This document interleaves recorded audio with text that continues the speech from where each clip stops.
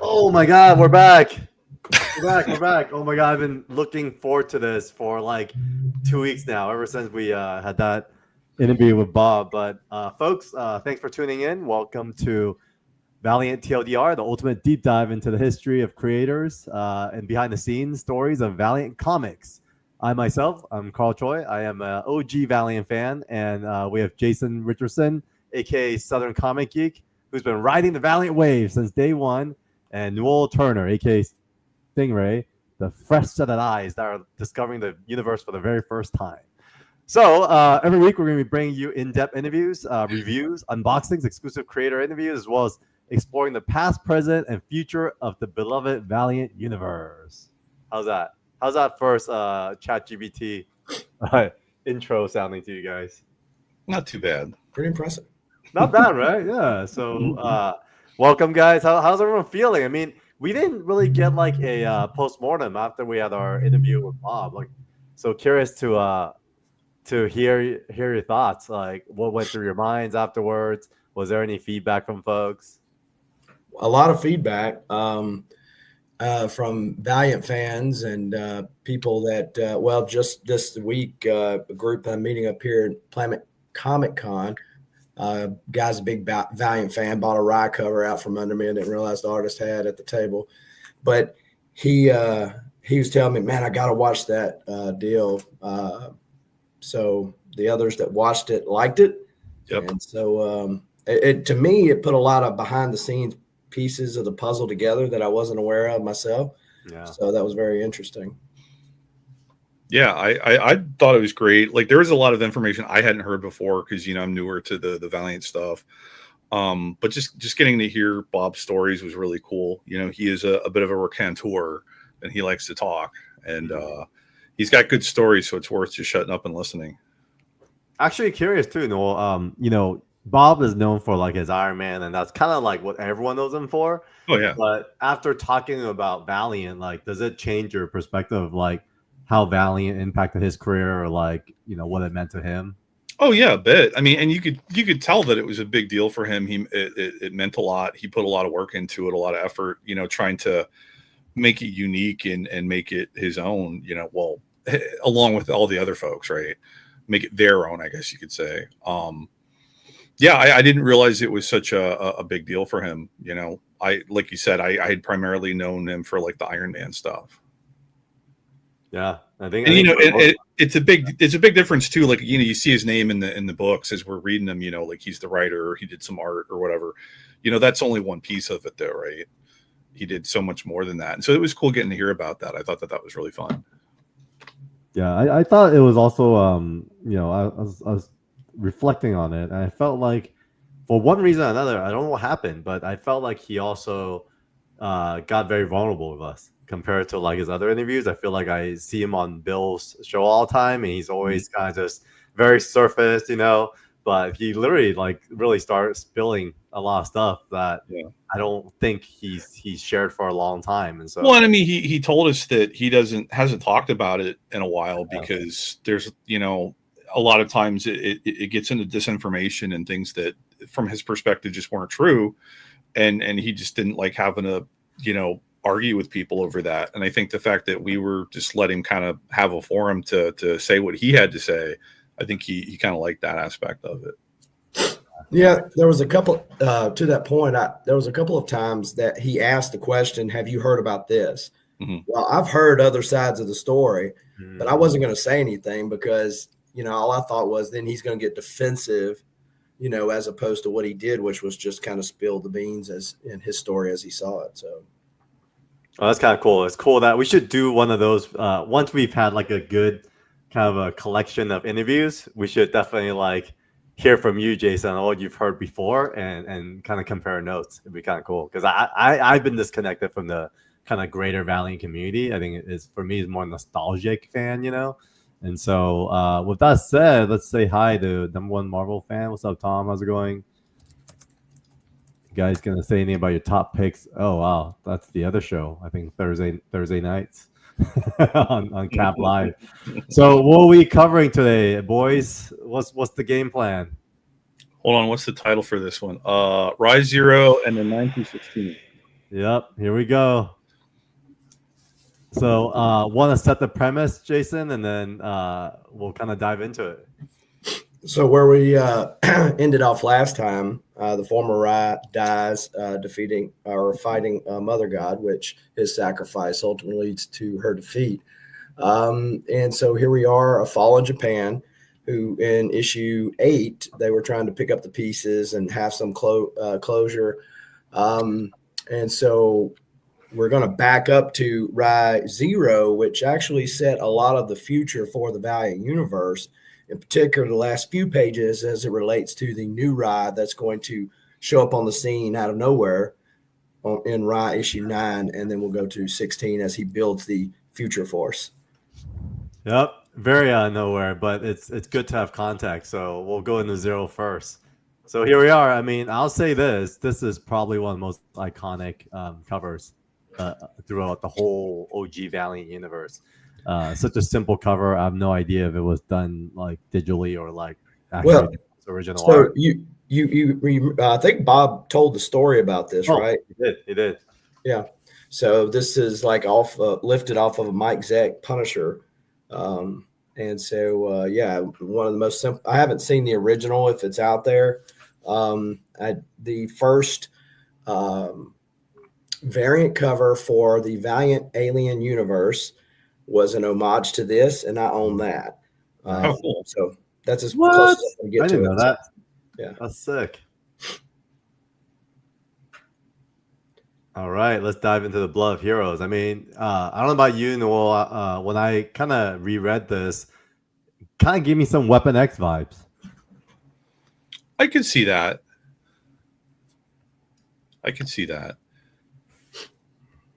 So we basically kick it off. We're starting off. It's the story is told from the perspective of, I guess he goes by Rocky, the Geomancer, who we had seen previously. And he's telling the story going all the way back to like the present, right, which would have been the early 90s, I guess. And this is Bloodshot, who is tied down to a bed in some kind of government research facility, I guess. Project Rising Spirit. That's it. Yeah. Very, very naked. Very, yes. And is that what reminded you of Weapon X? Like there's song there, but it's in the shadows. Yeah, the nakedness with all the pipes and wires. Yeah, that's very Weapon X. Except it's funny because as much as like I feel like Weapon X by design felt more like a lab futuristic, but for him, he's literally laying in like if you look at the bed, it's like a hospital ER bed. It's not even anything fancy. Right. Yeah. So Jeff, the Geomancer, is running around in there trying to get to Bloodshot, and then he gets caught. But then Bloodshot wakes up and manages to get out of the straps in the bed, and he starts beating up the scientists.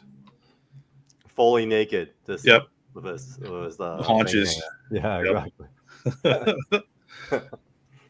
I mean, and then from there, like he just gets free, and so then Jeff starts trying to recruit people to go fight Harada. Like we get right back into that stuff, and we see Exo is there with Turok, and Jeff tries to get him to come fight, and he says no. Turok and I are about to go on a hunting trip. We're gonna go hunt dinosaurs because that's more fun.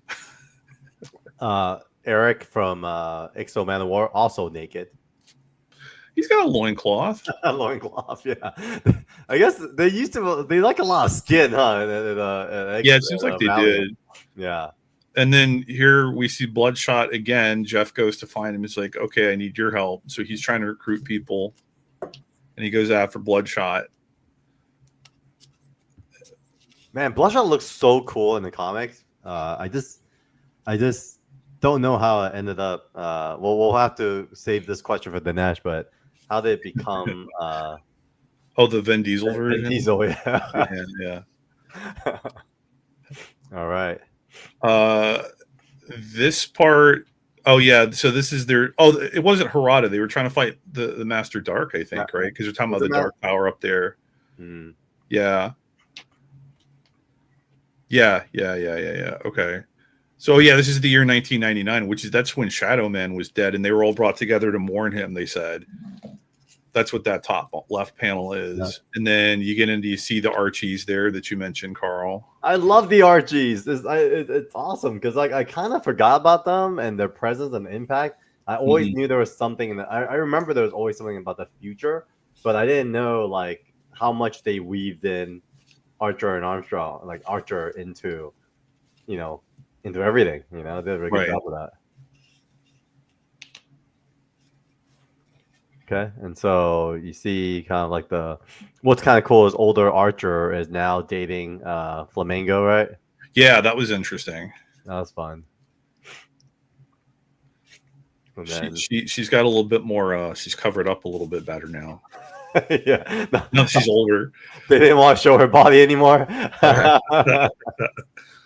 They had to dress her a bit. Although then Armstrong is not as covered up as he used to be because he's just straight topless there with drinking. Right, but he's like drunk in mourning and like he wanders off, and they say that they never saw him again after that.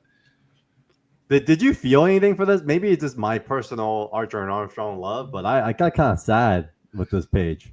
It didn't really. I haven't. Archer and Armstrong is another one of the books I haven't read yet, so I didn't have a whole lot of connection to that one. Oh, dude, you have to read that one. That's one of the first ones you bought. Yeah. Talking about Archer and Armstrong, Gilead or the Eternal Warrior is kind of the moral compass of the three brothers. Yes. And so, but he comes off as more like super noble, too goody two shoes to be relatable. Because if you think about Archer, he's super noble himself, but Armstrong really takes more to him as kind of more this kid brother, person that he looks up to because of his beliefs. And so, despite being eternal and having had friends, I'm sure, die over the years, this one had really meant something to him. Now, it would be later, actually, he shows back up in Magnus, the robot fighter. I won't spoil it for you what he becomes, but yeah, so he shows back up. What? See, now I'm intrigued. Wow, that's a cliffhanger right there. But speaking of cliffhangers, then it jumps right from like Archer's funeral. But real quick, Jason, does this funeral or like these parts here, is this little 3-page story told anywhere else in anywhere in the Marvel universe, or is it just Rise Zero? Shadow Man dies in the last issue of Shadow Man. Mm-hmm. But they kind of left it to where if they wanted to come back, they could. Mm-hmm. But, it had already been told in Rise Zero a long time that he was going to die in 1999. And he got to the point to where he's like, I can do whatever I want to do because I'm not going to die till then. Right. So, but the rest of it, no. Yeah. And it's one of those things that they talked about a lot throughout the Shadow Man book, right? Like he knew that was a big thing. No, so the rest of it wasn't told. And so later on in VH1, they start veering from this storyline. For example, Geoff dies. I say Geoff. You said Jeff. I don't know which one's right, but yes. Yeah. Either way, he dies, and his uncle becomes the Geomancer. And so there's a little variation that starts to happen towards the end of Valiant, but yeah, that scene where Axe is taking out Bloodshot is actually an homage to a Bloodshot 2 cover. Okay. Carl. Oh, it was. Oh my God, that's crazy. I thought that was cool that Axe came back and he's more machine than man. He's actually in the last issues of RAI when they fight Rai's son. No way. Wait, which Rai's son? Toru or the guy that we're going to read about today? The guy we're going to be reading about today. Okay. Oh shoot, I didn't even get that far. Okay, cool. So we'll dive into it. How far is he? Axe is like next level now, right? Yeah, because he's going into the technology. So basically, he becomes eternal. How many issues of RAI are there altogether? 30. I'll tell you in a minute. Okay.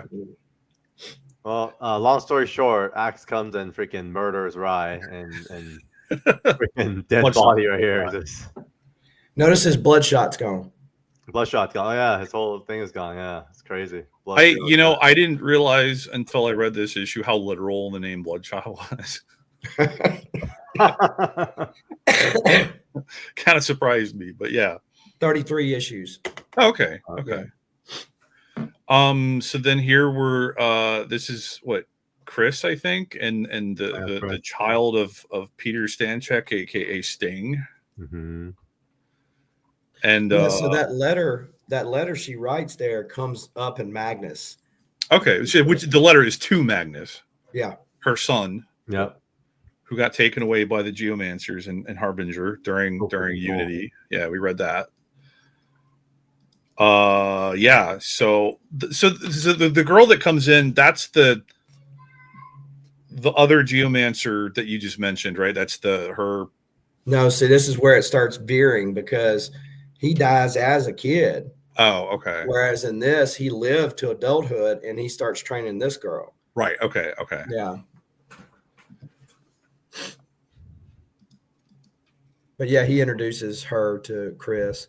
Right, and then she takes the letter, and they're going to hold on to it. It's one of the. It's like Back to the Future, right? They're going to hold the letter for 100 years or whatever to give it off, to hand it off. That's right. Yeah. All right. So as I jump to the next page, I kept flipping back because there's a really big scene here as well. Right. So this is the part where they get into fighting Harada because Harada is getting old and he's obsessed with the idea of immortality. And so he decides that he wants to go after Arik to take the exo armor to help prolong his life. And Arik takes off the ring. You see it there in the bottom left and puts it into the orb of the armor and sends it off into space, never to be seen again. Yeah. But it does. Well, I was wondering about that. We will find out right in the Future Force because it shows back up. Oh, cool. What the heck? Okay. Wait, it does. Yeah. I remember. Yeah, that's what it's later in this. I think in this episode we're gonna cover it. So then he's naked again. He never put clothes on ever since he went hunting with Torhawk. Hashtag barbarian things. And this part was kind of cool. Yeah, that panel on the middle right there, I love that, where Harada takes a sword through the shoulder, and at the same time, he's just using his telekinesis to blow out Arik's head. But then, we find out that he is able to actually use his powers now to jump into other bodies. Oh, yeah. But I got to ask, though, how did he get so close? I mean, knowing Harada, how did he let Arik get so close here? Yeah, whether it was because Harada was getting older now, and so his powers didn't have the range they used to, or it could be that some kind of conditioning from the exo armor allowed it to have a little bit more of a mental stability to push past his suggestions. I don't know, but this is kind of where Harbinger 25 alluded. You remember that scene where he sits Peter down? Mm-hmm. And he repeats the same thing Harada says. So basically, it was kind of alluding to there that he's got the ability to prolong his life by just putting his consciousness into another body. Okay. So he looks over. He's like, boom. He's like, you could be helpful, and he basically jumps. Yep. All right, and then we jump right into this. So during this time, why was it? Where was Solar the whole time? Jason, how come he wasn't part of the fight? Because wouldn't he be able to stand up to Harada? Yeah, a plot hole, I guess. Because the thing with Solar, and it alludes to it right here, where his mind splits again, which is a thought that they pull into Deathmate, right? You recognize? Oh yeah, it is. I recognize that moment, and I actually have the page from that moment. So they pull that thought into Deathmate, but his mind here it is. Personality splits several times because he's more worried about keeping his wife, and maybe he was with her during that time. But right above there, Zephyr, or as we know, Faith, comes back and wants to leave the Resistance. Yep. It's so funny. She's so old now. Yeah. Aren't you skinny? Yeah. So I guess she but they still call her Zeppelin. Yeah. I think it's funny though, because when you see the people on the next page, like they're still wearing they've got the Harbinger logo. Oh yeah, they're all older now, but they're all wearing their jackets though. And then there's a new Geomancer now too, right? Who is this guy? Did it say his name? I don't remember. I don't think it did. No, they all just wear the red headbands. So now they're straight war now, right? Because now Peter is going straight. No, that's his like son or his son or grandson. His descendant. This is because it jumps around in time a bit, right? So this is like 100 years or several hundred years in the future, I think. I can't remember exactly, but because they talk about like Harada ends up jumping around from body to body for like 900 years or something crazy like that. Yeah, so it talks about the resistance. So the resistance like lasts a long time. Right. And so so he's jumping around from body to body. And then finally for this showdown, which is a homage to what his ancestor and Harada did all those years ago. But this time he's ready for him. So he took his mind body. Yeah, so that's the funny part. He uses Harada's trick on him. And then and it's funny because he just takes over Harada's body and then starts telling everybody, like, hi, I'm Toyo Harada. Tear down this thing that I've built over the last 900 years. Just like undo all of it. I've changed my mind. I'm a good guy now. Ignore nothing weird going on here. And they just do it and they fix everything. Well, he's got money. He's got money, so the money, and he'll rip their minds out of their heads. Right. I just thought it was kind of funny. All right, then it kind of loops back to RAI and the Japan story, right? Yep. Right. It's like, well, we just read that, so that's cool. So but they tie in the Blood of Heroes, right? So you see RAI there holding it. Apparently Granny had it for a long time and had it hidden away deep in the recesses of Japan. And so after RAI dies, the Geomancer, Rocky, and the new RAI, what is his? I always say his name weird. Konishi, is that it? Takeo? Yeah, Takeo. The two of them go in there. And so this Geomancer tells him, like, yeah, you're the new RAI. Cut your wrists, and then I'm going to stab you with the bloodshot. And he gets the bloodshot on the chest, and then boom, he's RAI. That's a lot of trust to put in this kid, like, yeah, cut your wrists and let me stab you in the chest. Yeah, that's a big ass needle right there. Look at that. Yeah, that's kind of scary. Yeah. But but the middle panel there where he's like, like, oh my gosh. So was there a reason why he was chosen, Jason? Do you remember? So in VH1, it was alluded to that the reason why Bloodshot was able to withstand the power of those nanites and stuff was that he was a harbinger. Yes, him too. Then, right? Him too. Yeah, right. So I'm not remember if it shows up in it does, because he starts rallying the troops. Correct. And so his harbinger or psiot ability is a little bit different than Michael Lazarus, as he was known back then, Bloodshot. Oh, okay.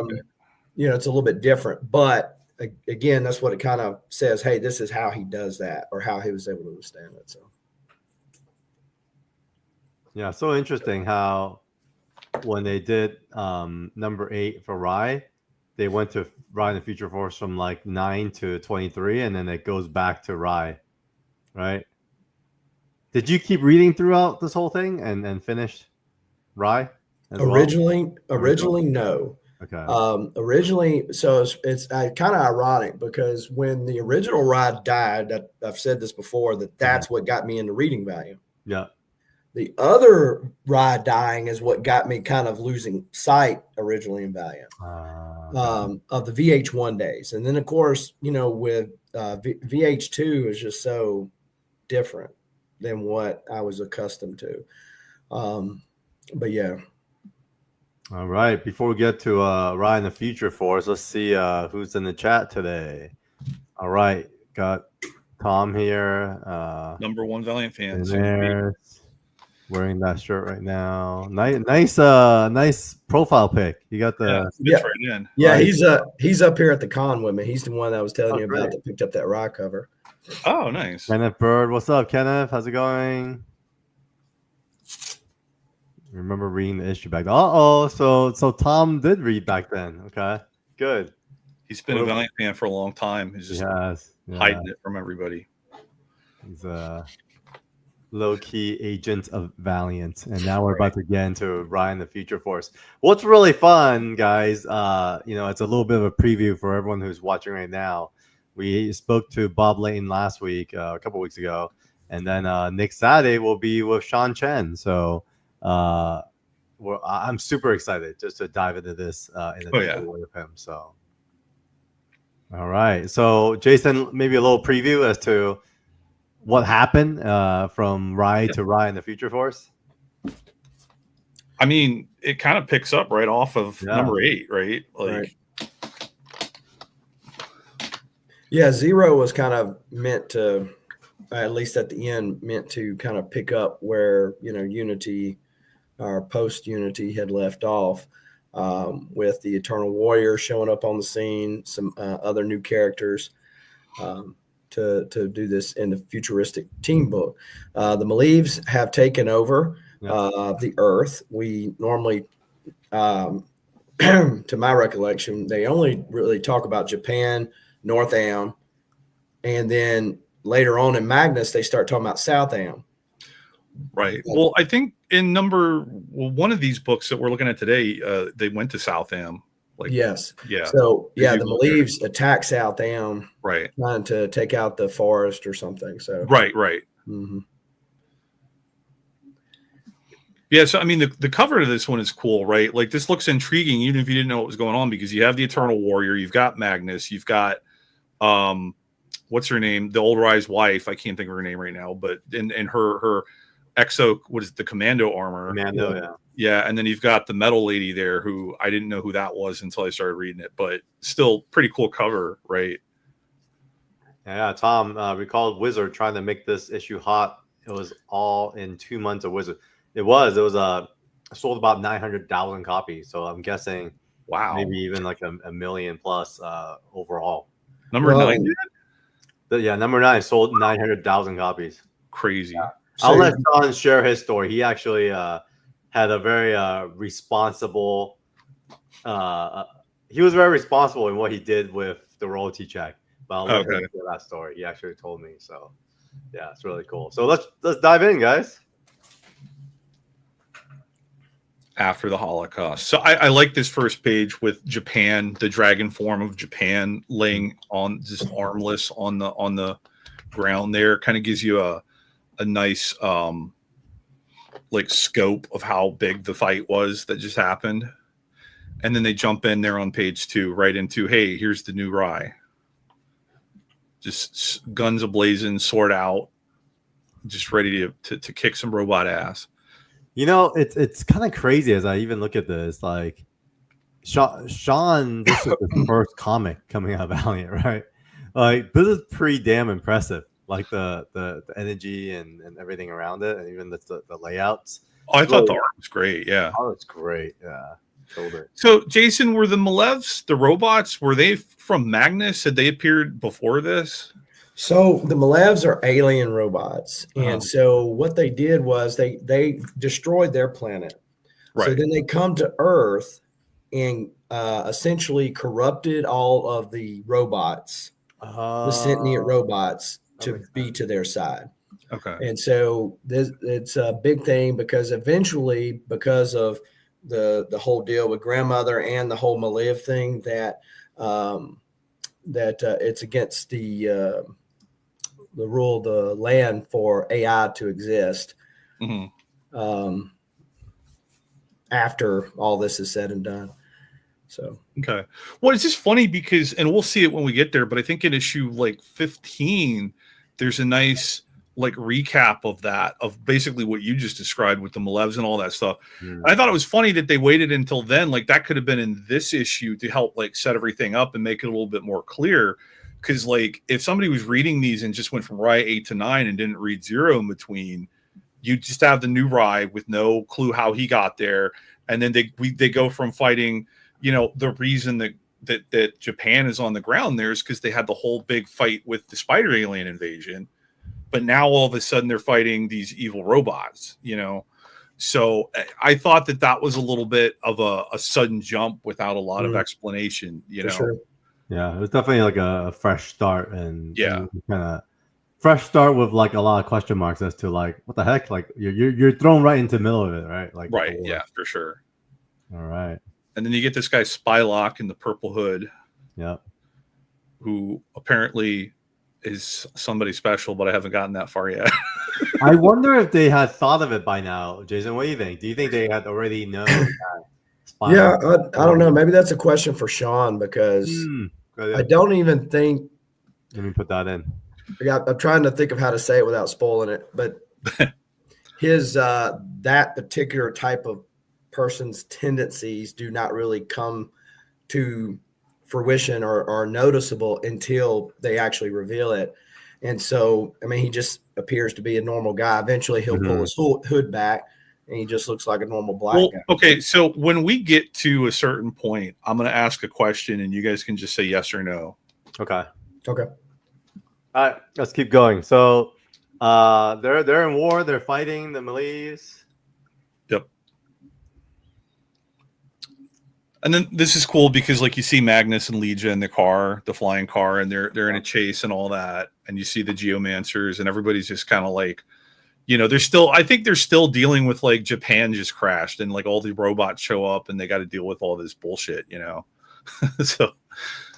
And then Magnus like freaking jumps off the car, and I'm like, yeah. Magnus cracks me up because there's so many times when he just like will literally just like dive and go through robots and blow them up and stuff like that. It's some of the action with him is really crazy, and I kind of enjoy it.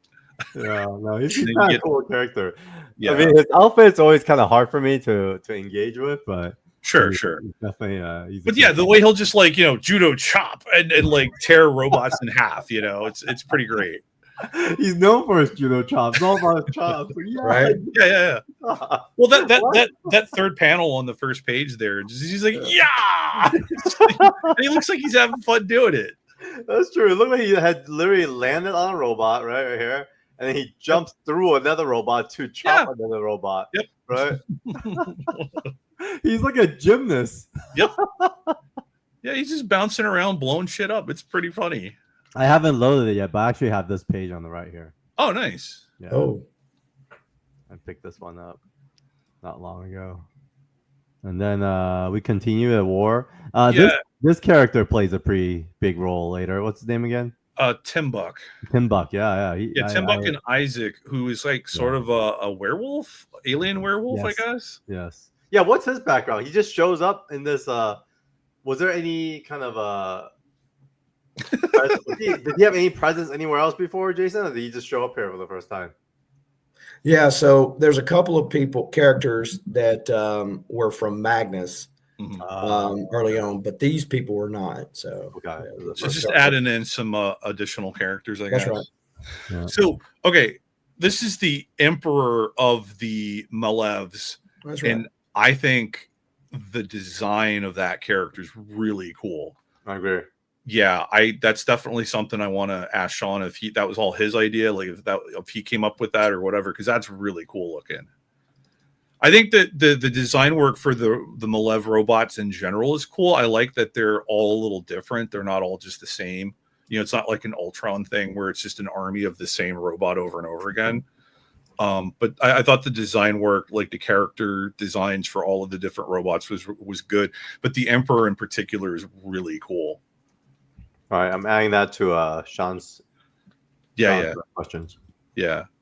Because it looks, it has the look, with the cape and everything, and it has that look of like, it looks like it's imposing, it's regal, like an emperor, like kind of like you would think, but it's also very kind of scary looking, like dark sci-fi, with all the hair that goes up into the cords into the ceiling and everything, and the big whatever those light things are that his hands are on. Yeah. Dude, I even as I was reading this, I don't know if you guys got a lot of this as well. beyond kind of what you're talking about the Emperor, I also saw these pods with like the humans that were like very Matrix energy, super Matrix, super Star Wars, super Fifth Element, and it really makes me wonder, like, a lot of the filmmakers that were inspired to work on a lot of these feature films that we talked about, did they draw from the Valiant universe? Because like I've always said that about, I know actually for a fact a lot of the guys at the Marvel Studios, they were Valiant fans. So for a fact, I think they did pull a lot of inspiration for Iron Man from EXO, and they drew a lot of inspiration from Eric from EXO also into Thor. So I felt like a lot of those guys, knew about Valiant and drew from it, and so I wonder if some of the sci-fi filmmakers did as well. It's possible. I'm pretty sure that the Wachowskis were comic book fans, because yeah, I mean they one of them even wrote a comic, a few years after the Matrix, and they had a bunch of comic people involved with the design work, for the Matrix and stuff, like Steve Scrose. Oh yeah, yeah. So it's possible.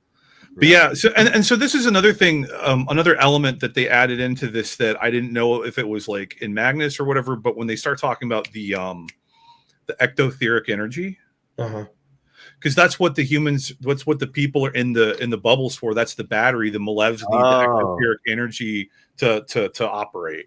So they have these big batteries of people in bubbles to steal. And then I think that one in particular, Jason, is that Marie right there, the one that talks to Legia psychically? I didn't know who she was either. And then all of a sudden, she's in here, and Legia, we'll see her talking to Legia with her mind powers. Were they Magnus characters? Jason, was both Legia and Legia was, yeah. Got it. Okay. Lots of drama with this girl later on. Yeah. Oh yeah. So lots of action. We'll blast through some of the action. Yep. Boom, See, boom, like, boom, look at that robot right there. I think that on the bottom right there.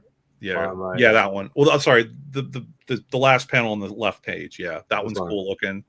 Super cool looking. Yeah. Who designed all these? No wonder, because I was always kind of curious why.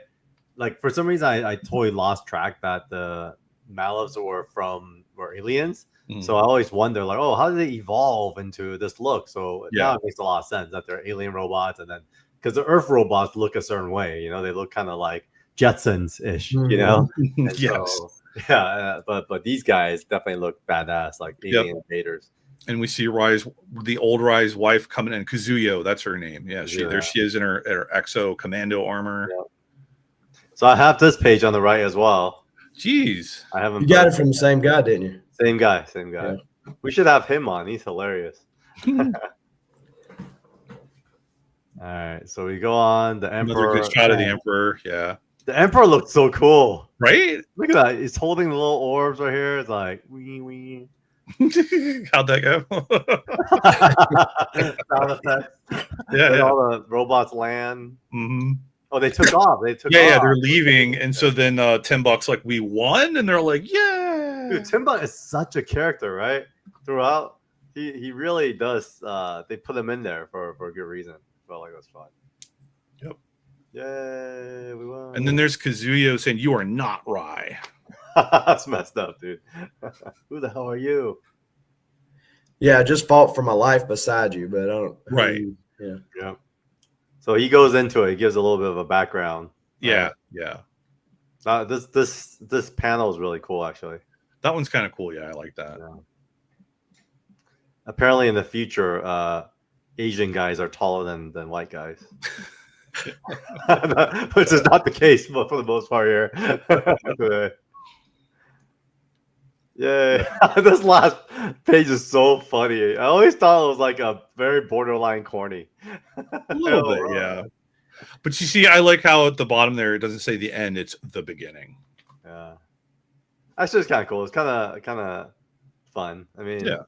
Catherine Bollinger? Yeah, Bollinger. Yeah, Bob mentioned that name. Yeah. Kevin Van Hook. We'll definitely have Kevin on for sure. He has a lot of stories.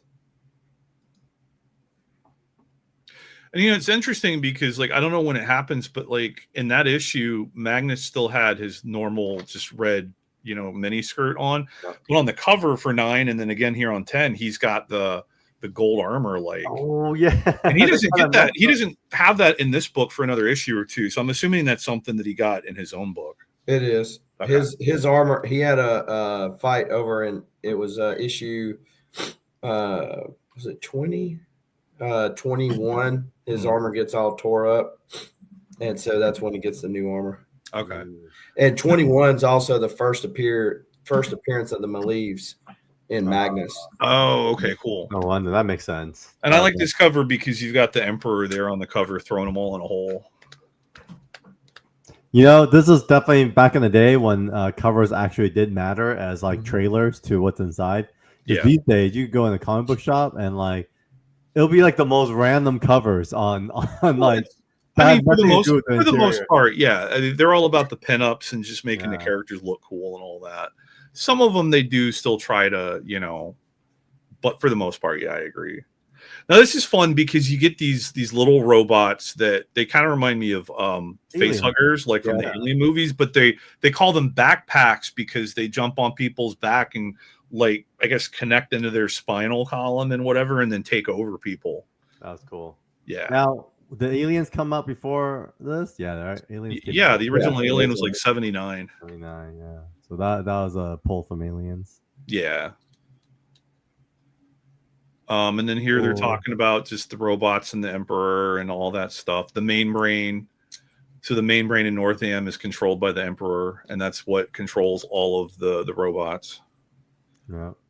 And then so I think this is where they start to this is where they're talking about the etheric energy, ectotheric, and then how their plan is, I guess we have to go destroy the Emperor. So we have to go to Northam. And of course, these guys controlled by these back huggers jump in, and then Magnus does his aerobics again, like gymnast Magnus. He takes 3 for the team there. Look at the way he lands, though. He lands so perfectly, like it just rolls into a ball. Yep. Back on his feet. Yep, he could have been in the Olympics. Yeah. Oh yeah, so then they're fighting, and then you get this really good shot where they call out like the guy gets shot through the chest, and it's like what the, and it's Spylock, who is basically like a sniper, just killing that one dude. All of them, actually, right? He shoots them all. Yeah, but that one panel where you see it going through the dude's chest and coming out the back and killing the backpack spider alien robot. Not pretty violent back in the day, other spider aliens. Well, yeah, and that's the thing that we talk about a lot, right? Like how the Valiant books, they didn't give a fuck. Yeah, they didn't have the comics code. Not at all. Or they ignored it. Yeah. And then here we go. This is Mother Nike, your favorite, Carl. Mother Nike and the Archies. So cool. It took me a minute when I read the page, like they said Mother Nike, and then I got to the next page, and then I realized the close up of the shoes. There's like, oh, I get it. So basically, the Archies and the Nikes are part of a cult in a way. Yeah.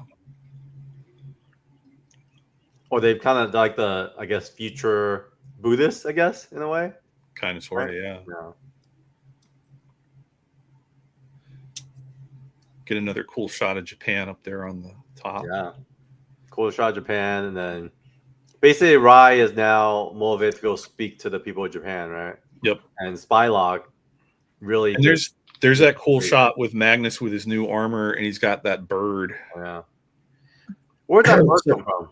That's 1A. So 1A that raised Magnus, the robot. Oh, became that bird? Yeah. So remember, he went into grandmother's brain. Bird, yeah. So he's the bird now.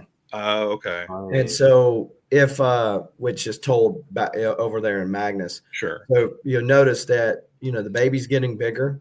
Mm-hmm. So it still alludes to that she's basically, hey, I've got a duty to defend Japan, the people of Japan, and my duty as a mother comes second. So, well, and that was kind of the thing that we saw in the first part, right? She was always like the mom that was also a cop, and the job came first. Yeah. Which is honestly, if you think about it, in the 90s, this is very countercultural. especially in like the Asian household, because typically it's the man that goes out. Like if you go to Korea and Japan, it's still very much that way. Like, you know, women are like staying home. The dad goes out to work all day and they drink till 2 a.m. and they come home. It's like that's part of the culture in Japan and Korea.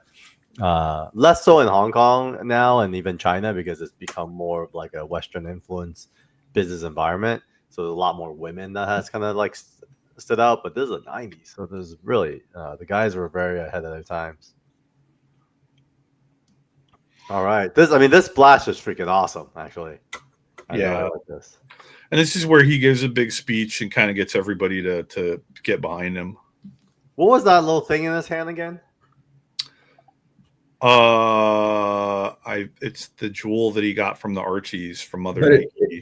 Did it magnify his abilities or something? Something like that, I think. Yeah. I don't know. It didn't seem like it really remained important past this issue. You know, maybe that's what it was. It projected his Harbinger abilities. Right? Yeah, maybe. Which was really to control people, right? So it's funny because it kind of goes back to Harbinger #1 when like Peter is essentially kind of, you know, controlling everyone around him, right?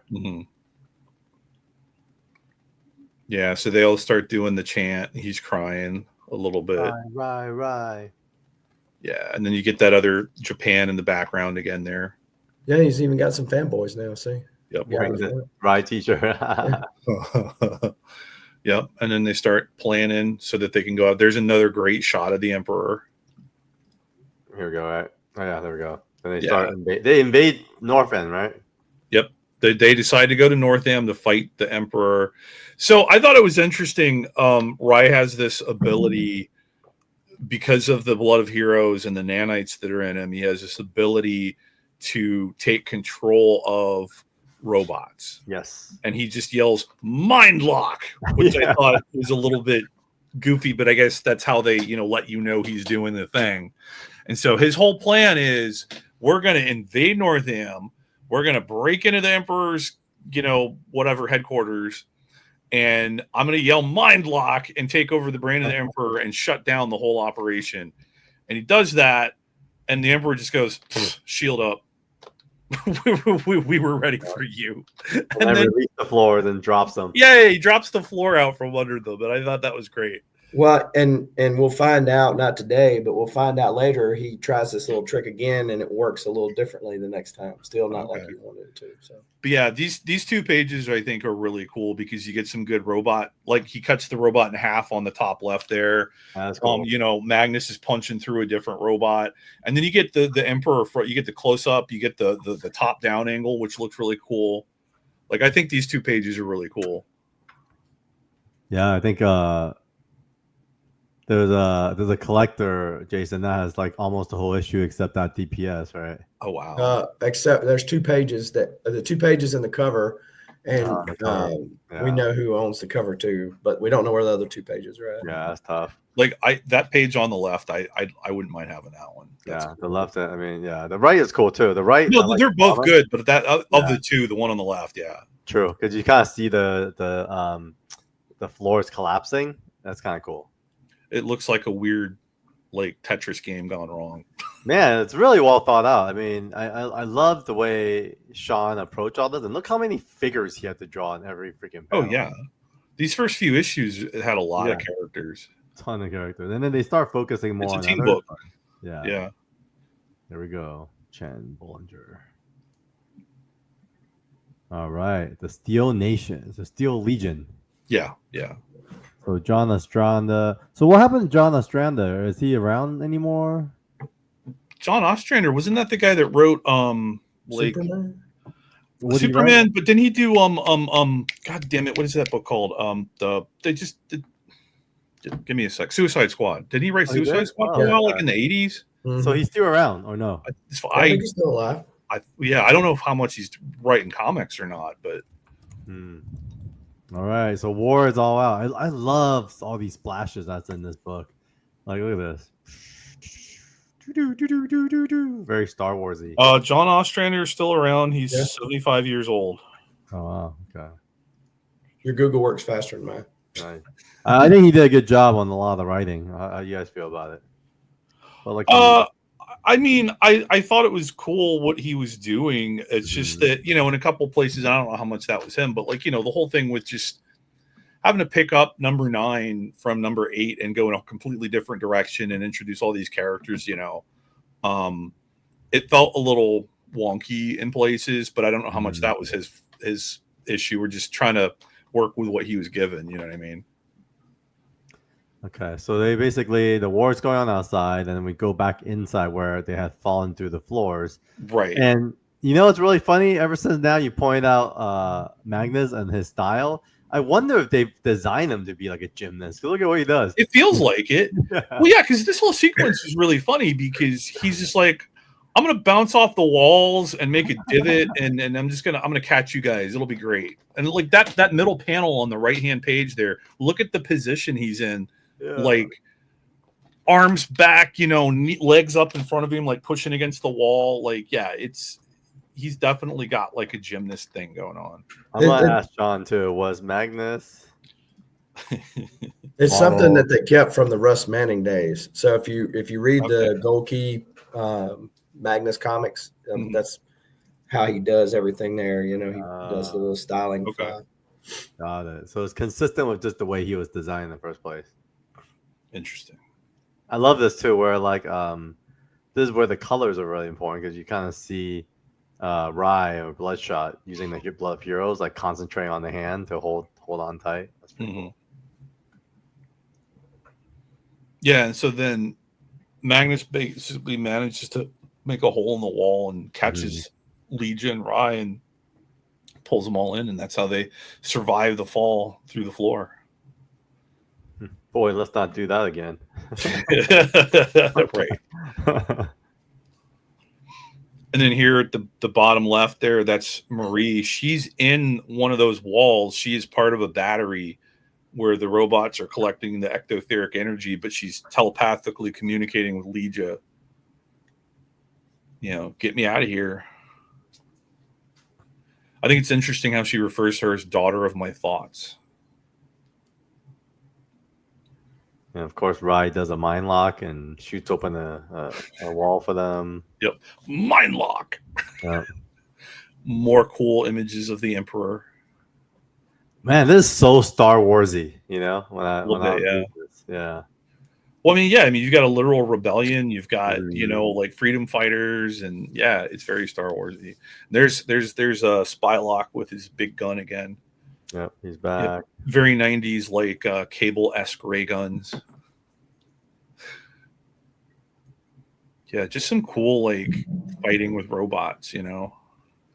Lots of action. I wonder, like, I'm curious how long it took him to draw some of these pages, because I know Sean always says his pace is not always the fastest. So I want to ask him more about, you know, being in the help to be in the bullpen, you know, just to,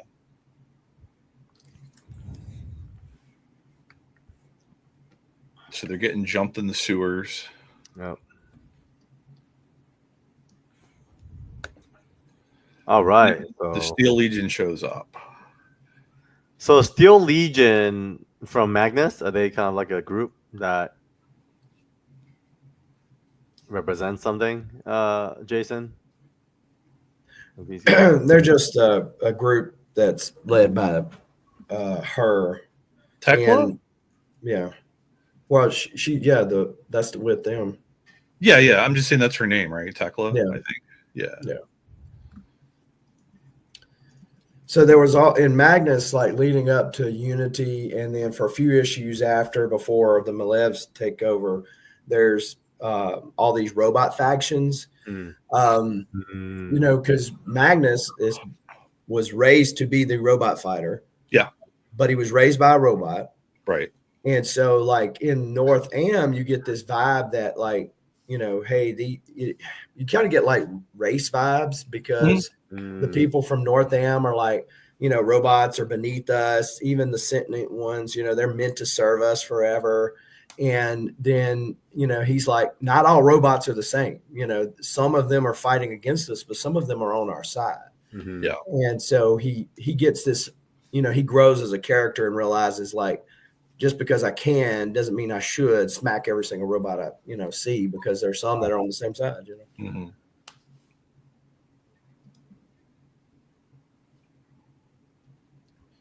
There you go. That bottom right panel. He literally jumps through the torsos of 2 robots. Love that.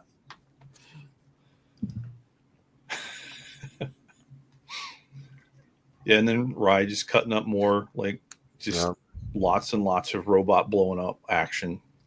I don't know if he ran out of space here or something, but the sword looked really small for some reason. Yeah. All right. On to 12. I really love this cover. I remember seeing it on the shelves, and I was like, dude, this cover is awesome. That's a good one.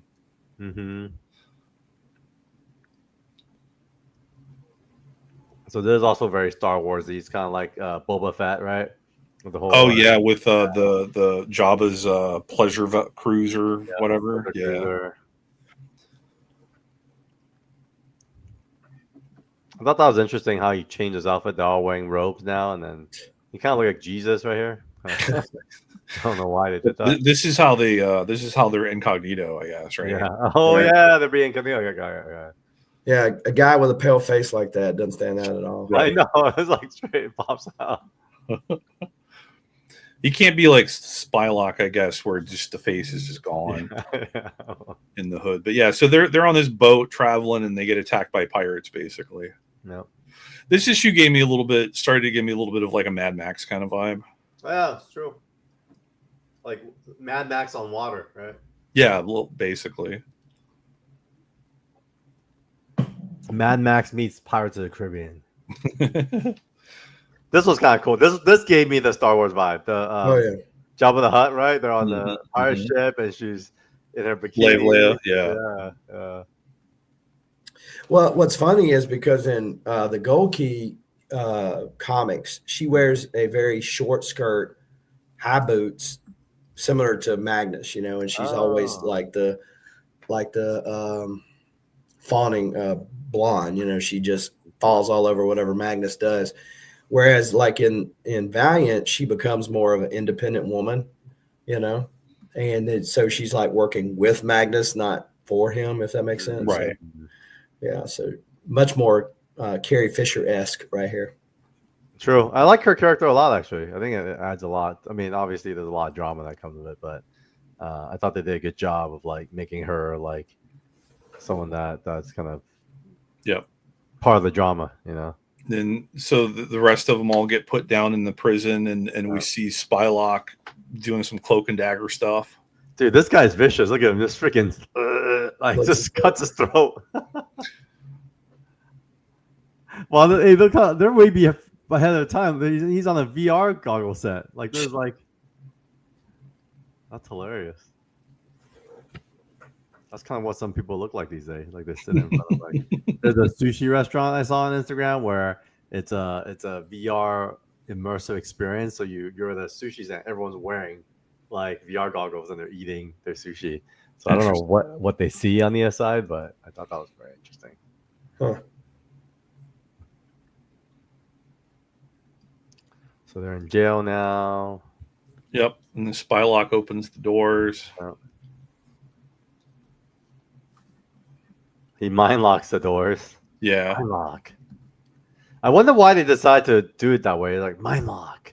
Like they should. I felt like it could have been solved with just like some sort of signal coming from his head. Well, yeah, they could have done something like the glint in Peter's eye in Harbinger. Yeah. But they decided to do it as like a verbal thing. Mm-hmm. Could have been way more subtle for sure. Yeah, more action. Man, I love how much fighting there is in this. There's so much action in this way. Yeah. I thought this was kind of sexy. Like she's like in basic underwear and then she's just looking at the... Well, yeah, well, it's funny because she like knocked him out, right? And then he wakes up and beats her up and now he's got her unconscious there. Yeah, brutal, man. Just knocked her in the back of the head. Yep. Oh yeah, they smuggled Kazuyo in a box. So here she's breaking out of the box, complaining about how long she had to hide in there. I've been hiding in there. Yeah, and then she just goes and starts beating people up. And then there's Legia getting held hostage. And she's just like, no, don't surrender. And then once again, and I love the smug look on Rai's face in that middle panel on the right there. And he mind locks the dude's hand, his arm. I noticed that too. The smug look was really cool. Yeah. And then the look of surprise on that dude's face, like, oh no. This was brutal too, though. He goes, "My now guides your arm. I've seen enough. There's no place in the world for opportunist vermin like you." Yep. It just goes in, dude. Yeah. I was like, "Wow, that's brutal." Yeah. That's pretty. And the panel there with just the knife sticking out with the blood, and there's a little bit of a gush. Yeah, that's bad. That's brutal. And she's like, "Oh my gosh." Yep. And he's like, "Who's next?" And everyone's like, "All right, you're good." Sure. That's pretty cool. That was a cool moment. This is badass. Spy lock revealed, or is he? The first time, apparently. Yeah, that's true. Yeah. Da-da-da. So they're on the pirate ship still, right? I'm guessing, or another ship. Another ship. Oh yeah, it looks much Another bigger ship. now. It looks like a little city. Yeah, it looks like a repurposed aircraft carrier. Yeah, pretty cool. What a great design. Yeah. Right? It's like they built a city on top of it. So cool. I mean, they're huge, right? So I could definitely see this happening if they ever, inhibited one. But again, that's like part of the whole like Mad Max vibe, right? That seems like something that would happen in that world, maybe. Yeah, who designed all this? I'm kind of curious too. Like, I'm gonna ask Sean this on issue 13. Oops. Who designed this?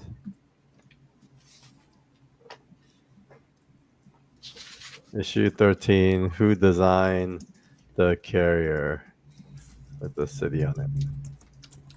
Okay, cool. Acts of betrayal. Let's keep going. Boom, boom. Yeah, so they're getting thrown around by a storm. The other thing I really liked was the detail of like they use fluking a lot, and that's their F word in the future. I thought that was kind of it wasn't that bad, but it was a little silly. But I get it. And then so here we go, entering their version of Wakanda. Yeah, I guess you could say that. But their Spylock unmasks, and you're like, I still don't know who he is. but he's like, tell them Anansi is coming. Okay, so this is the part where I have a question, and you guys don't have to like spoil it, but you can just say yes or no. Okay. So his name is Anansi, and Anansi was like the spider god trickster or whatever in African lore. So is he secretly a spider alien? Face tells me all I need to know, I think. Interesting. Yeah, look at Neil, man, so cultured. That's pretty good. That's pretty damn good. Like, Yeah. Well, I mean, I guess that was the little key that I didn't catch for sure. Back in the day, I didn't pick up on that. But well, I wouldn't have back then either. But the main reason I know that is because Neil Gaiman he had his book American Gods, and then he had the sequel Anansi Boys, which focuses on the character of Anansi. So that's pretty cool. That's pretty cool that you caught that. Yeah. So I was like, wait a minute. I still won't answer you, but I think yeah. On our faces already. Yeah, it's pretty damn cool. Yeah. Okay, cool. Well, I'm still excited to see how it comes out, though. Yes. But that's a cool twist, though, right? If you think about it, like just in the way they set it up, I just feel like, man, the Valiant team has so much heart in the way they were designing the world and the stories and the interconnectivity. I don't know if any other, universes can say they've been able to weave it all in this well, Yeah, well, it makes me wonder, how much of that they had planned out ahead of time, and it's weird because like Spylock just kind of shows up and you don't really know much about him, and he's just like doing like the sniper thing here and there, and then it wasn't until this story that he lives on the hood and gives you a name, but that still doesn't really tell you a whole lot. But then they get to Africa and they start meeting up with people, so you kind of get a sense that he's a part of this faction. Yeah. It's interesting how they build that stuff up. Almost a bit of a misdirection, right? I thought that was kind of cool. Yeah. kind of getting us to think about this Wakanda African nation world that he's part of. Yeah. Lots of politics in this one with that stuff. Yeah.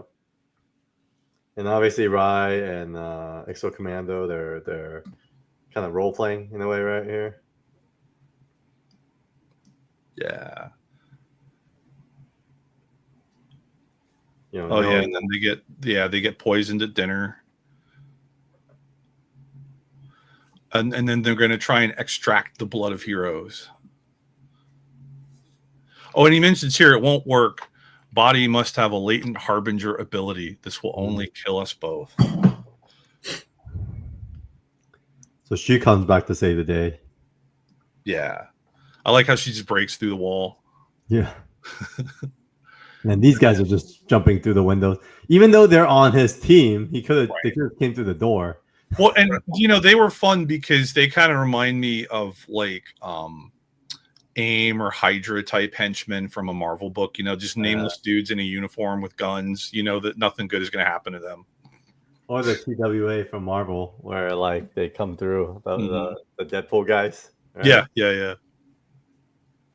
And then Spylock basically flips the script and I guess betrays his own people in a way here. Yeah. Yep. He blew up that explosion on the bottom there. He blew up the pier. He's trying to make them think that they blew up the whole boat, though.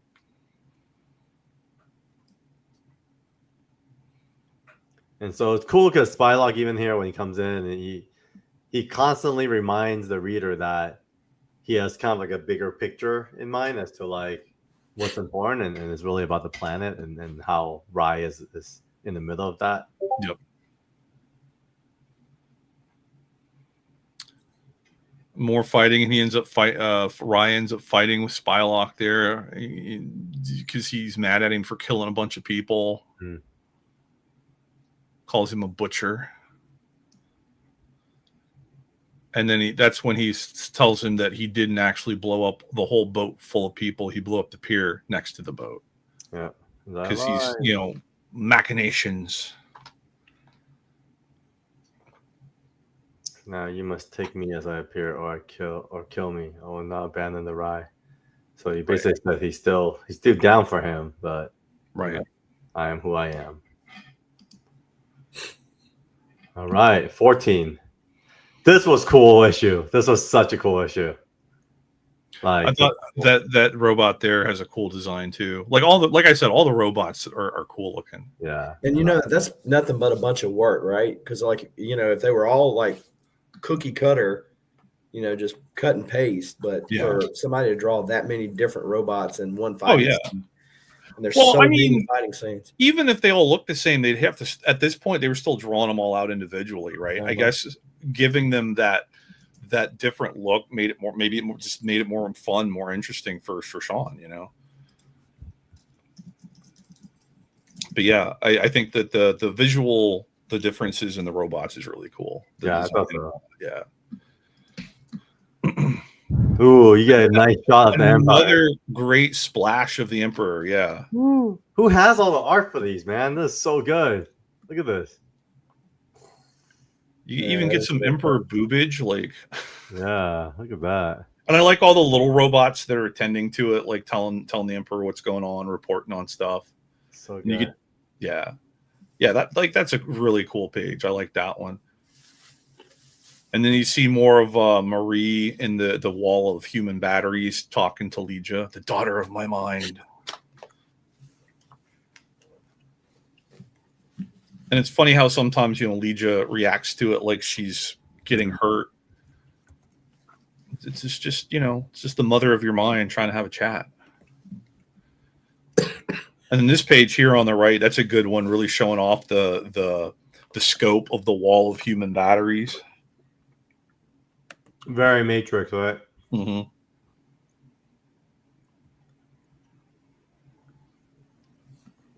Of course, the robots are like brutal and just starts killing them all.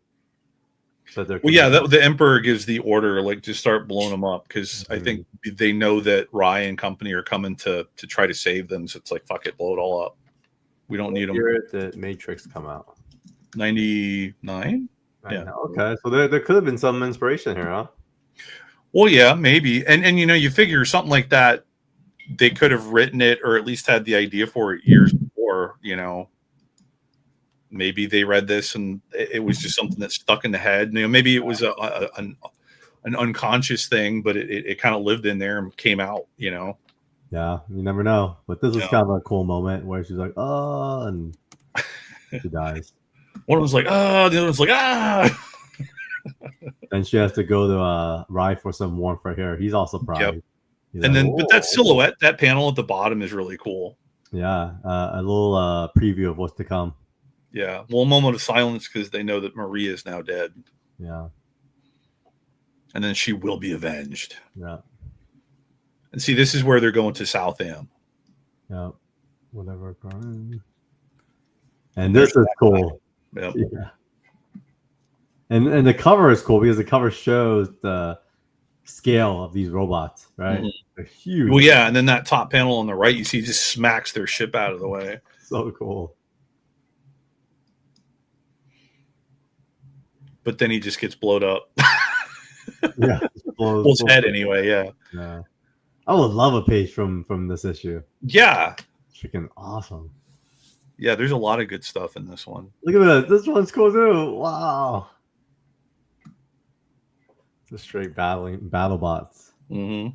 So what's the story here? They basically are in peace with these robots and they help them build or something like that. Like, yeah, it was something like that. And then they're the ones that are fighting. It's like an entertainment thing, Yeah, and they also defend the city too, right?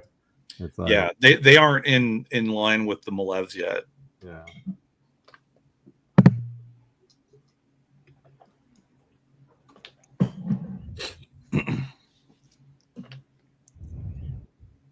Seeing there, he's mind locking one of the big ones, and then it turns around and starts fighting the smaller ones. That's pretty cool. Man, Sean designed a lot of robots. Yeah. Yeah. Yeah. And yeah, you're right, Jason. They don't look the same. Every robot is different. I mean, obviously the human ones are all the numbered like jet type style, but otherwise, they're all very unique. Yeah, this was a great issue. It's just a very simple, visiting a new city, new environment, and they bounce. This was a cool cover too. Cool issue. Yeah. And so this is when it starts. This is chapter 1, but it starts bouncing back and forth with Magnus. And it's cool because we in Ride Zero had like a little bit of a previous to what happened to Exo Man of War Armor, but all of a sudden we see the Exo Man of War Armor, right? Jason is the one you're referencing of where we find out where it ends up in the future kind of thing. Yeah. Yep. And then this is the issue.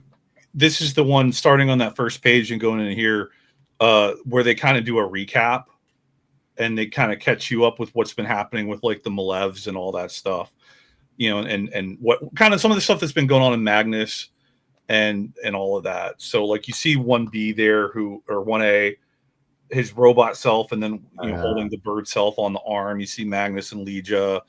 There's Tekla and the Steel Legion. Spylock, like they get you caught up in everything. I thought this is a really cool DPS. What a freaking masterpiece. I love this. Yeah. Wow. So it's I thought that this was a nice little recap. I kind of wish that they had done it a little bit in an earlier issue. I don't know why they waited until this, 4 or 5 issues in to do it, but I thought that this was a helpful little like recap, Mm-hmm. Wow, this is so good. Yeah, that one's cool. Who has the art for this, Jason? I don't know. Someone has to have this, or is long. It's crazy. Like during this time back then, like Valiant art was so cheap. I wonder if sometimes some of these kids just bought it and just got thrown away with the rest of their comic books by their parents, kind of thing. That would be awful. This is so Horrible. good. Oh, the other thing is I noticed for this one is we had a short sword before. Now it's extra long. Well, he had 2 pages. Yeah, it goes off the page. The sword just keeps going. All right. Oh, here's that little crystal coming back. Oh yeah. Kind of cool. Yeah, so they're appealing to the political leaders of South Am, like, we need your help. We need to fight the Malevs, and they're like, "No, we're good." Yeah, one love, some political. That's kind of where the kind of Star Wars political intrigue comes in, right? A little bit, yeah. Whoa. And What then the happened? crystal The chatter? breaks. Oh. They wouldn't even listen. Yeah.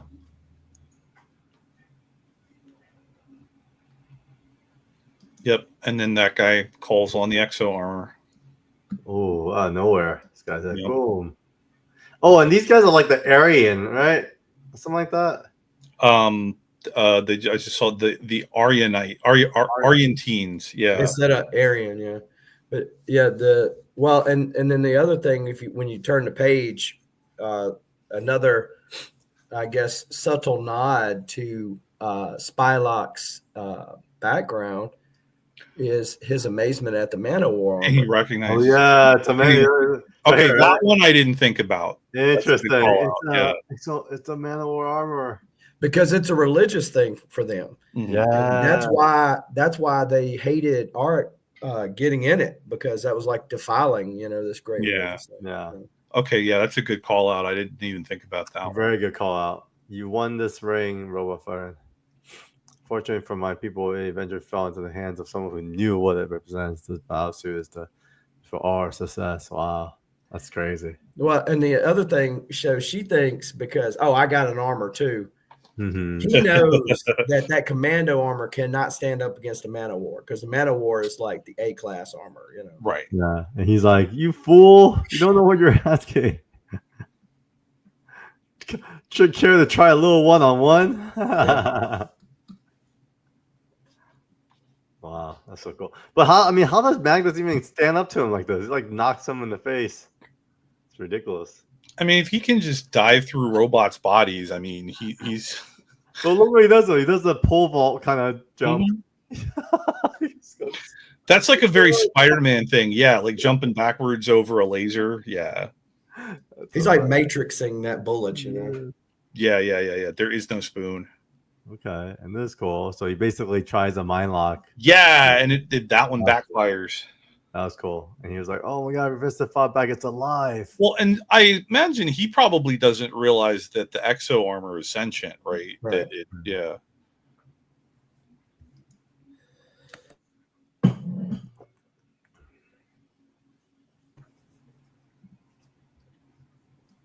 I love how like the past travels into the future with some of this stuff. Mm-hmm. Yeah, and again, like it's one of those things where we wouldn't have known that the exo armor was even out there for some dude to have, if not for RAI Zero, right? True. They really set that up. Yeah. Then So this is the part, and I know that Jason had kind of talked about this a little bit previously, but where Legia and RAI start to get a little closer. Well, and the other thing, you see Tekla noticing this. Mm-hmm. So Tekla was a robot. I'm trying to remember because it was the early issues of Magnus. She got damaged or something, and she redesigned her body to look like Legia. Oh, okay. Because she has a thing for Magnus. Tekla does. Yeah. Okay. Oh, interesting. And so that's why she designed her body that way. Oh, okay. And now that you mention it, those two bottom panels, you can kind of see the similarity in the face. Oh yeah, they kind of did do that, huh? They kind of did it on purpose, I think. And so, is she just kind of letting that kind of go? Because then she has the inroad to Magnus. So. Yeah. Boom. And so you kind of see what's happening here. Yeah, she's getting her voyeur on. Yeah, voyeurism. She's like, do, and they're in the shadow. Two becomes one. The beast, like in the middle of the day, right? In the garden. In the garden. All right. And then this is where it kind of comes out, and united for a mating. He's like, what? Yeah, that's pretty funny. Wow, so everyone loved Legia because he's like, Timbuk is like, I love you, Legia. Always have, always will.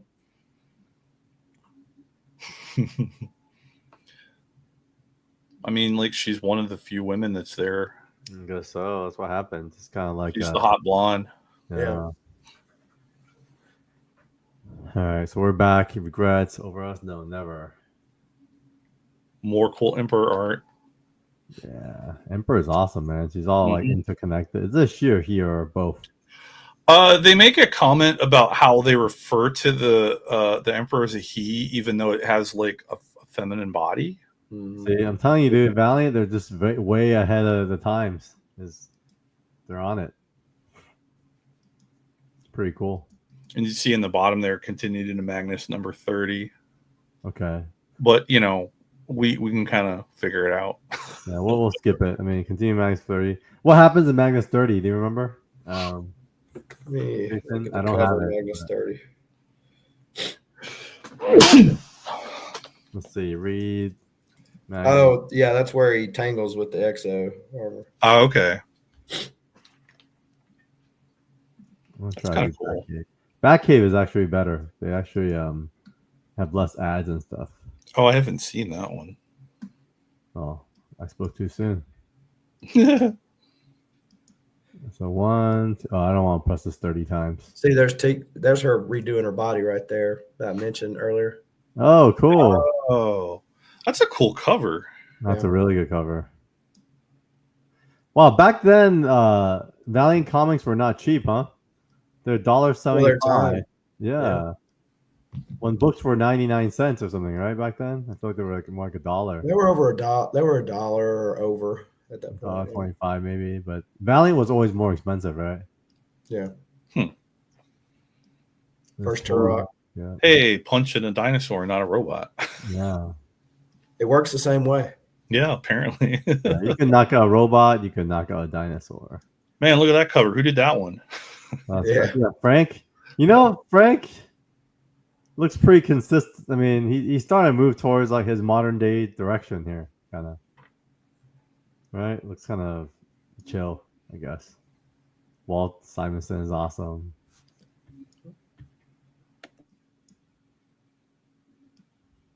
The Steve Ditko issues there. Oh, is that it? Yeah, there's a page for sale on eBay. I've been eyeing. Nice. So that's the first appearance of the Malevs. Oh, look at that. Ooh, so 21 was the first one. This one? This is So there was a page. There was a page out of that issue right there. No, this is you, dude.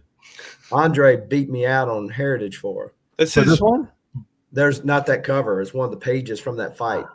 Brock and Reese. I don't know who's Brock. Yeah, who's that? That's cool though. Holy shit. Oh, good. Magnus 22. That's awesome. Dang. James Brock, Ralph Reese. I don't know the names. That one. Look at that one. That guy. That robot looks like Pope or something. Wow. That's the Malev and Tikla, and then the 25th anniversary. Is that one of my last comics that I bought for Magnus? I think. No, man. And that's where they start crossing over. Okay. There we go. Oh, that guy's cool looking too. Yeah. Oh, that's a cool cover. Yeah. All right, 30. So he basically. Oh, nice. Oh, he goes up against that Ixo. Oh, shoot. Oh, yeah, because they went after him. Yeah. That's cool. Sick. We'll just kind of blast through it. That's the cool thing about sequential storytelling. We could blast through and kind of get a sense of what's happening. Mm-hmm. Good thing that is mostly action driven. Oh, wow. Did you see that? No, what happened? What I missed? The floor there? Oh, wow. What the heck? Oh, it's the Aryans, right? Yeah, the Aryan. Yeah. Wow. So they come back in the future, huh? And they get exo armor too. Oh my god. Oh my gosh, there's a robot with man. So later, well, no, the bottom one. Oh yeah, right here. The Aryan robot. Oh my god. In VH2, the exo armor, there is an exo armor that is a Nazi war item. Wow, that's a thought that they pick up when they revamp everything in VH2. Pretty cool. Wasn't one I liked, but Yeah. Look at that. It's like straight. So, is there an irony there that the black guy's just whooping butt right there in the middle of the Nazi symbol? I feel like this was intentional. I feel like it is. Good for him. Right. That is funny. That's very intentional. Yep, he is. Look at the perspective on that bottom panel Boom. there. Go back one. Look at that. Yeah, the bottom left panel there. Like they didn't even show you the whole gun, but they focus in like on his hand, like on the trigger. I like Well, that. from his perspective, right? Yeah. That's sick. So Yeah, I well like done. that. Who's the artist for this one? Brock. I'm Right. Okay. Let's see. It's good stuff. I bet these pages are all just floating out there, but no one's searching for his name. No, it's Jim Calfore. Oh, okay. shoot. What happened to all his pages? I mean, they I've got seen a stolen. few out there. I think I saw a couple on either Heritage or eBay not too long ago. Jim's still out there working really hard, man. Oh, for Really sure. working, yeah. Ooh, look at that. That's cool. Wait, how the heck does Magnus take on Ixo like that? I mean, do you feel like that the power levels are a little bit misaligned here? No, because in Unity, I'll spoil a bad story for you. In Unity 2000, when they brought the band back together for the story that would never finish, he puts his hand through the robot armor, the Man of War armor. What? Wow. He just Damn. and so then they convince the armor. He attaches himself to the armor and convince it to come off of him and takes the ring. Wow. Oh, that's cool. Yeah, so he goes in and she takes the ring. Oh. Right, so Crazy. what happens? He sends the armor off, swallows the ring. Nice. Now give me the ring. Oh shoot. So there's a problem with the bird. You find out, Mm-hmm. Oh, interesting. and so Spylock basically doesn't trust anybody. So Right. Mm-hmm. Which is funny because they shouldn't be trusting him, apparently. Yeah. He's like, don't try to get karate chops the gun. It's so funny. I just imagine how Magnus fights. Yeah. Yeah. And the gun just disintegrates. It's freaking hilarious. All right, so back to so we went through that. Some drama at the end or something. Oh, this is basically where he tells Magnus about Leisha and RAI. yeah, because he was watching. Shit. Oh, look at his face. And then you look at read she mentions how on some planets there are robotic brothels. Wow. I made use of that technology. So, she's ready. She's ready to rock and roll. Oh yeah. Damn. Oh wow. She wants it. Yeah. I thought your relationship non-functionally, especially after witnessing a physical union between her and Magnus. Man. He did the like ugly neck thing. Like, what? Wow. That's a great cover. Cool there. cover, Oh, too. what the heck? Who is this? So she's one of the people Descendant? from Southam where they rescue the rainforest down there. Oh, yeah. But notice the dinosaur with the Mothergod little implant on there. Yep. So they make peace with humans at some point? Mm-hmm. What did they call them? The Bionosaurs? Yeah. Yeah. So 16 is where we wrap up today, right? Yep. Okay, so this is the last issue we're going over. This is kind of a cool opening page as well. Yeah. I think there's also Sean's mirror last RAI in the Future Force, right? Oh, is it? Yeah. I didn't go past this one, so I don't know. Yeah. Off the top The of my next head. one is California, I think. Oh, okay, cool. All right, so resume. So we saw the kind of story of when Magnus and them took off after the exo armor. And look at that lip bite in that bottom left panel. Oh, that's cool. That's a good expression. I like that. Yeah. And you see Magnus here, just arms on the waist and rubbing his head, like not feeling good. He's got to figure out if he wants to bang the robot chick. That's really what he's thinking about. Yeah. Basically revenge sex, right? Yeah. Trying to get back Head in the game, man. Head in the game. And then she had to get coached, and she's kind of like, "Dude, why did you do that, man? Like humans don't think like us; they're very different." Yeah. Oh, how about this? So this is like now they're the Jewish nation.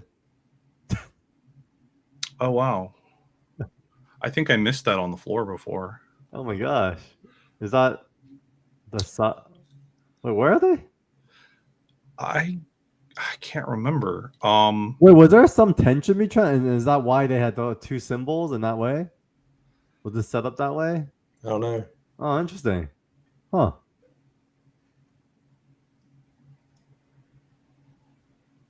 Wow, so many interesting undertones. I'm gonna ask Sean about that too and see if that was a big part of it.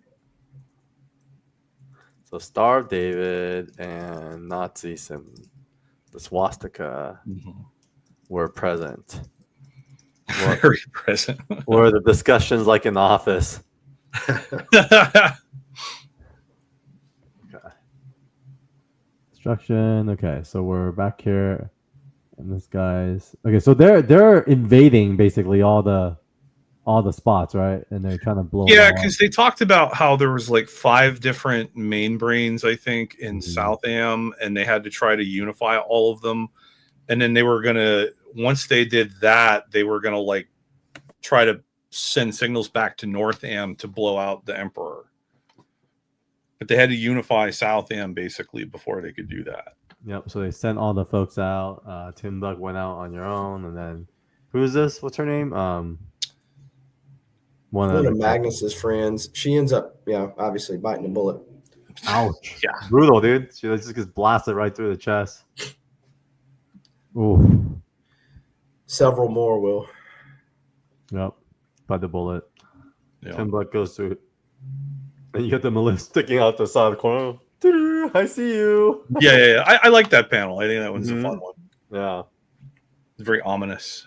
The shadows are here. It's pretty cool. Yeah. And then more political stuff, talking to the leaders of South Am. And they're about to like jump her, dude. Yeah. I'm going to turn on her. Mm-hmm.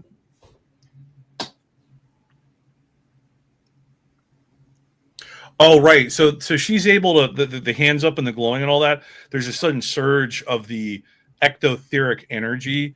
So she didn't have any power really because there were no Malevs there. But all of a sudden, there's this surge of the ectotheric energy because as she realizes that means there's Malevs coming in hot. Lots of them.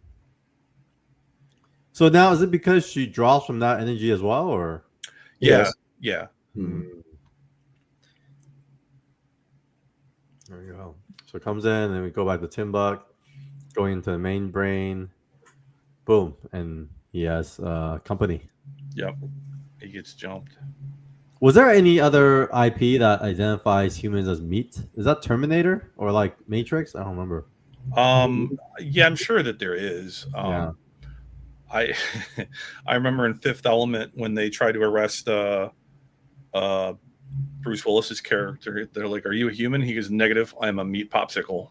Fifth Element was awesome. One of my favorite movies. Oh yeah, that's a good one. So he goes in, and then he gets shanked. Oh, rough. But he really comes through on this one, right? He's like, yeah, look at that. He's getting lifted up with the thing through his gut, and he's still just blasting. Yeah, basically against what he's been the whole time. He's been a coward. Yeah.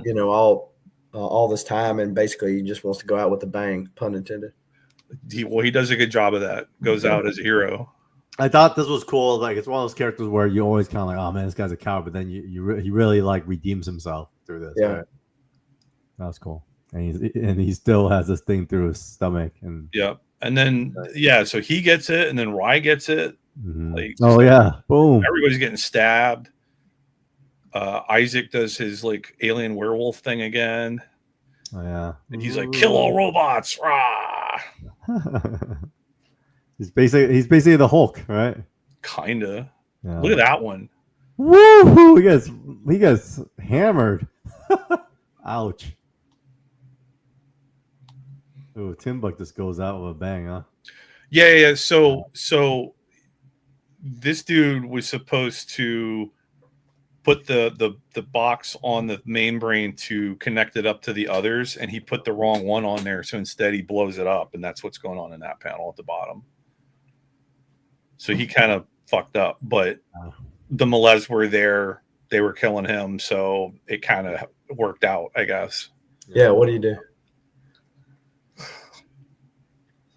And then we get, there you go, Carl, that robot there fighting Isaacs is destroy the meat.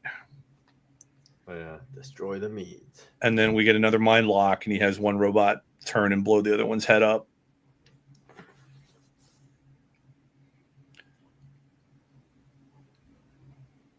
Kill. Yep, that one was a pretty violent issue. Yeah, there's a lot of deaths and killing for sure. So that kind of wraps up, our cast today, and then it kind of dives into, a whole new creative team. There you go, Jim Calafiore. Jim Calafiore takes over, and cool.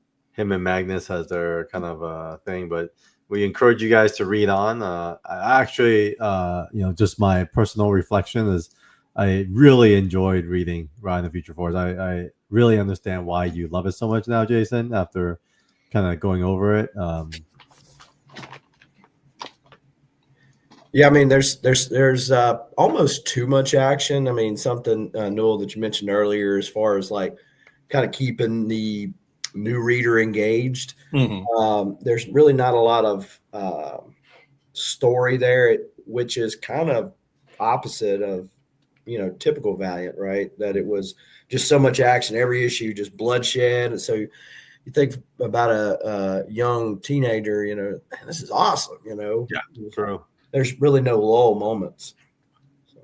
That's what I liked about it. Like, there's so much intensity with the whole thing, and Carl is still basically a teenager. Basically, yeah, it's so intense. It's like I'm also reading Preacher right now because really? I just never got through Preacher. Wait, this is your first time? First time, and it's really we're gonna have to talk. Preacher is my favorite comic ever. Oh, ever? Wow, it's so good. Ever. So good. Yeah, we'll have to talk. So, yeah, I'm diving into it, and I'm like, holy crap! And it's totally opposite of what's here, right? It's like really like character driven, and so yeah, I think I'm really enjoying that, and so yeah, this definitely brings back a lot of my teenage, like, as I'm reading it, I'm like getting emotional enough with some of the little like love triangle drama, but I'm also extremely entertained by like the action, like the consistent like the very simplicity of it all. So maybe it's a product of its times, right? I think during that time they were competing with Image, they were competing with a lot of the folks. So I could definitely imagine why they decide to design the story this way. Yeah, because like we only read 7-8 issues here, but like the new RAI, it's not like in that. I mean, that's a relatively short number of issues, but it's not like we see any kind of like, you don't really even know who he is at the beginning. You just know that he's the guy that got the blood of heroes, and so it's hard to even like have character growth because it's like, what's his starting point? He's kind of a blank slate, right?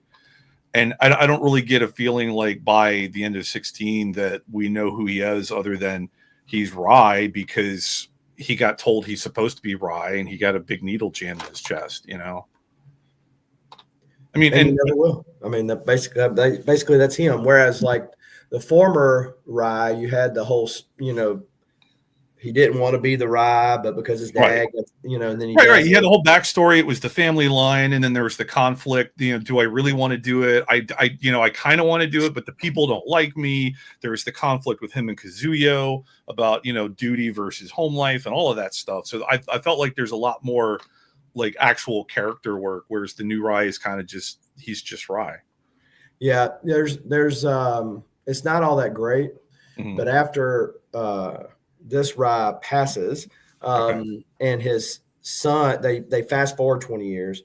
And so then there's this whole drama between the old RAI son and the new RAI son. Which one should be the RAI? Got it. Oh, that's cool. Okay, interesting. Okay. And so so that goes on for from 26 to 33, so for like 7 issues, and before it gets canceled. But it's this whole thing between them, and then insert Magnus and Leisha also have a son. So and so you have the 3 of them. Wow. Does how when we talked about EXO, we talked about how like there's a point where the art suddenly shifted very hard. And they went away from like the hand coloring and all of that, and it looked more digital, and it looked just like more ugly 90s art, you know. Does that happen in RAI at any point? Like, does Jim Calafiore leave and they just kind of like have a hard shift like that? The colors aren't all that great in the latter Yeah. issues, but I'm not sure if it was done digitally or not. Okay. Yeah. Well, and I don't know if the EXO ones were, but it kind of felt that way, you know, those like at the end of the run. Oh yeah. Well, that kind of makes sense, you know, with the timing, because that's what 96 or 97. Yeah. Yeah, I'm kind of blasting through it now, and yeah, I do feel like it deteriorates, I think, over time. Oh, here's the spy log reveal. You ready to see it? I guess. You want to read on your own? Yeah. I'll read it. All right, we won't go there. We won't go there then. But yeah, you read on your own. Okay. This is issue 20. We could do a quick revisit when we have Sean on, maybe. Okay. So you guys excited, man? I mean, Sean is next week. Oh yeah, that's gonna be fun. I mean, you know, I'm a fan of Sean's. Yeah. It's gonna be awesome. I can't wait. So, folks, thanks for tuning in. That was RAI 0 and 9 through 16, as always. RAI in the Future Force. RAI in the Future Force. Woo! Mighty luck. Are you? Yeah. Just say, are you trying to be like Magnus? I am, exactly. You gotta dive. Yeah. All right, y'all. We'll see you guys next week when Mr. Sean Chen joins in on the show. Hell yeah. All right. Farewell.